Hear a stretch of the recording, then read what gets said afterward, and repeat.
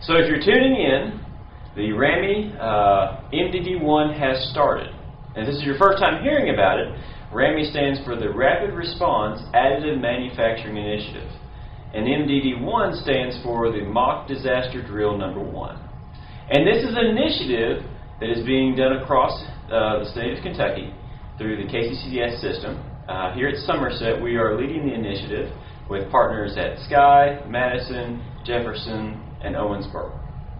And what's happening right now is each site has started up production. We are now in the point of testing the system. The files have been sent out, and each site is now up and running. And you can check out the live feeds. Here at Somerset, we have our bank of printers in production. Madison has provided theirs, and others may be on the way. You can also check out the photos.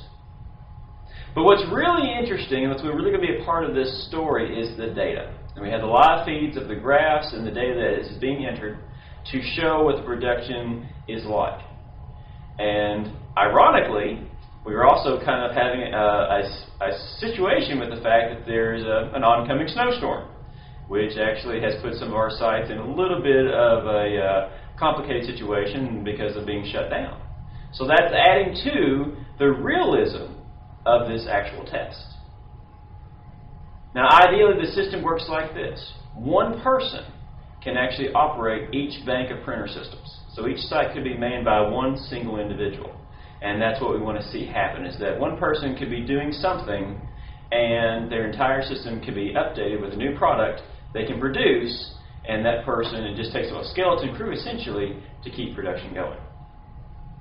Now, each site is also responsible for their own choices in production cycling. Do they want it to be on a 2-hour print? Do they want it to be on an 8-hour print, a 16-hour print production? To make those choices. So there's a lot to this about testing and seeing what would work in a real situation. And technically for us it is real. We want to actually get this done and record it. Again, the MDD1 lasts for 72 hours. You can see the countdown on our live feed. And we encourage you to check out the other sites, check out the data, and see what's going on. Because this represents what we consider the 18% equals 1 billion.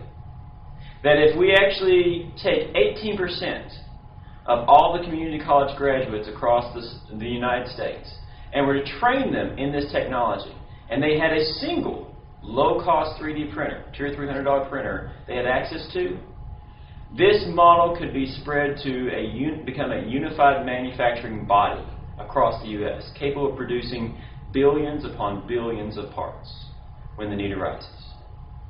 Thanks for watching. Check out the data, and feel free to comment and subscribe on our YouTube channel. Ask questions. We'd like to talk about what's going on and what this potentially means for Kentucky and for additive manufacturing in general. Thanks for watching.